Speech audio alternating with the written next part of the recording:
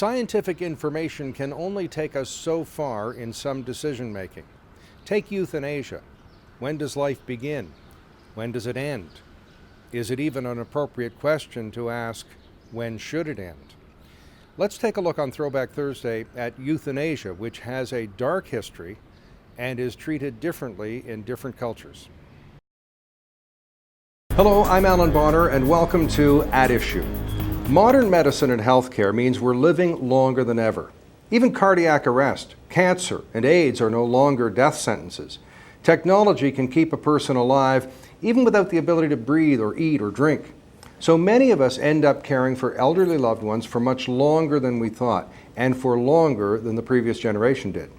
Experts in the fields of medical and bioethics agree that the issues of infanticide, euthanasia, and assisted suicide will prove even more important in the years to come. Let's look at the Netherlands, possibly a legal question for you, Hugh. The Netherlands deals with the issue. The Dutch government commissioned a study some years ago. I'll share its findings. 49,000 of 130,000 deaths in the Netherlands each year were not natural, but involved a medical decision at the end of life, a euphemism, if you will, for some kind of assistance in ending the life. Why do so many Dutch people exercise this option, do you think? Well, I think there's a different culture, for one thing, in the Netherlands, and it's become accepted that this is an alternative available that people have the option to take. There are, of course, a number of safeguards in place in the Netherlands that are there to ensure that these things are done in a way that is respectful of personal dignity, autonomy, as well as protecting those who are vulnerable from abuse. The problem is that we know, for example, in those same reports, that at least 1,600 people were killed without their consent, without the proper protocols being followed, such as the reporting of the matter to the to the state prosecutor, and the various other mechanisms available. So we know, at least in those 1,600 cases, people who have had lives taken from them without their consent and without the safeguards being adhered to that even the Dutch legislation puts in place. So that's a matter of significant concern. Well, and they kind of like to disguise what they're doing. It's either the withholding of medication, giving too much medication, let's say, or removing life support. It's a kind of a passive, or there's a deniability there, isn't there? It's tough to justify in some respects. I mean, they tend to do as you say, and yet the legislation puts in place very strict safeguards about reporting these things, about situations where such conduct is appropriate and where it is not. And the difficulty is that we know from the Netherlands that those protocols are not always followed, and that's a very significant issue of concern. All right, medical ethical question for Bernard, please. 1%. Now, whether it's 1%, whether that represents one person, 10, 100, I mean, one is still pretty scary, that without explicit and persistent requests, some of these end-of-life events occurred, which means that the patient didn't specifically ask. 600 out of 1,000 people hadn't made repeated requests. What elderly person has not mused about dying, and if that's interpreted as a request for help in suicide, it's pretty scary stuff. Your comments?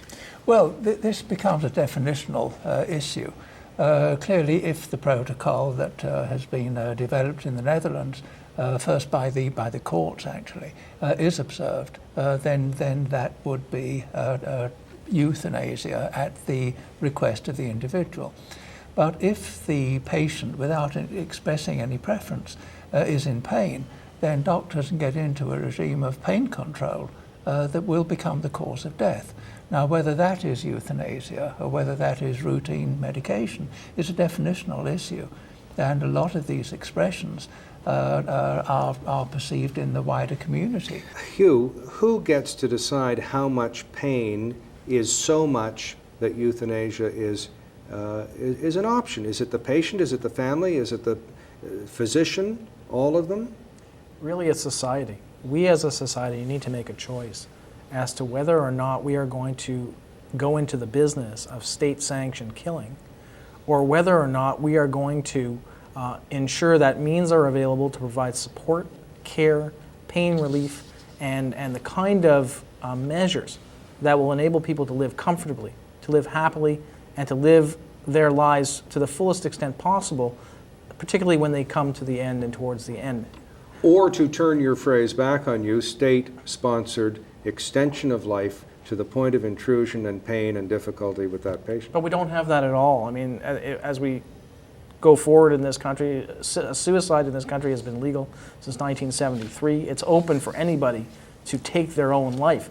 This is not something, of course, we encourage or recommend, but it's an option. It's not fair to say that there's state-sanctioned extension of life. What there is an ever-increasing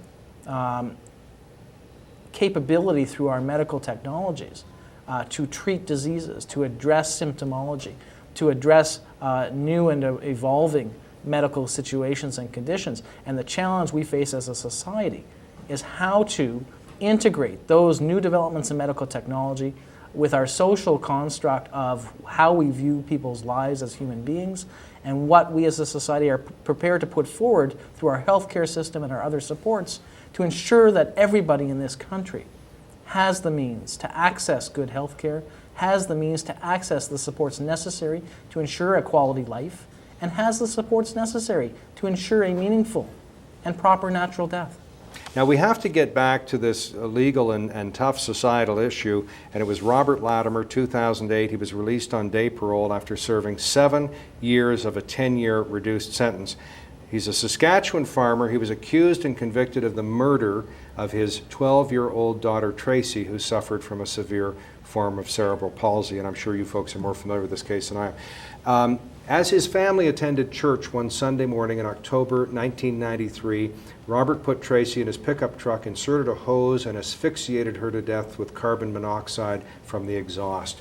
Your view, Hugh, on why he did it, and his comment, "I did nothing wrong."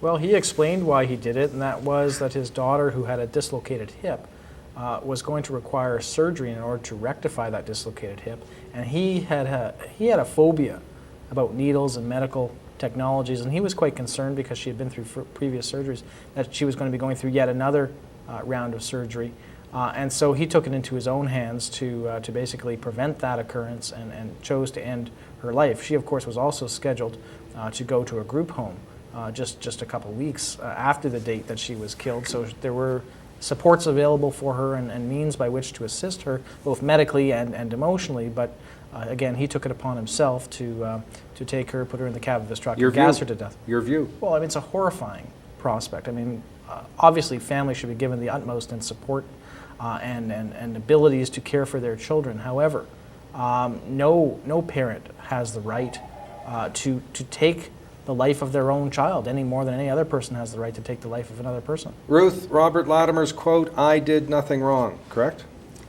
I think he's right. I think that what Tracy was facing was ongoing operations, each one a little more horrible than the one before with a longer recovery time. She could only have proper pain control while she was in an institution. If she wanted to be at home, and home was the only place she could be happy. She lost weight when she was in institution. She had a very strong bond with her parents and her siblings. At home, she would not have been able to get adequate pain control. Hugh, at what stage would you tolerate either euthanasia or physician-assisted suicide? Maybe there's no body function, maybe there's limited brain function. At what point do you get on side with Ruth? We don't tolerate it, and we can't tolerate it, because to do so basically does what we in this country and the Supreme Court of Canada said in the capital punishment cases is something we won't do, and that is what it does is it legitimizes state-sanctioned killing of vulnerable people.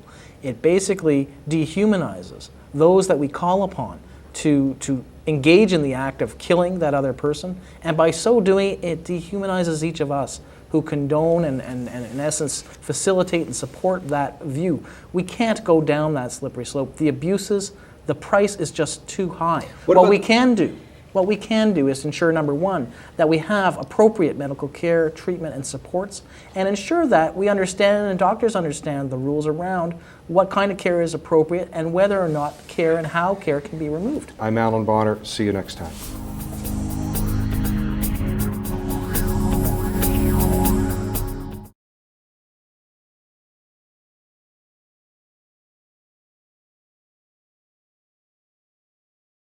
Any views expressed here are not necessarily those of the Mackenzie Institute, its speakers, sponsors, or supporters. But the Institute is dedicated to fostering public discussion, debate, and education about security matters. Google the Mackenzie Institute to join the discussion.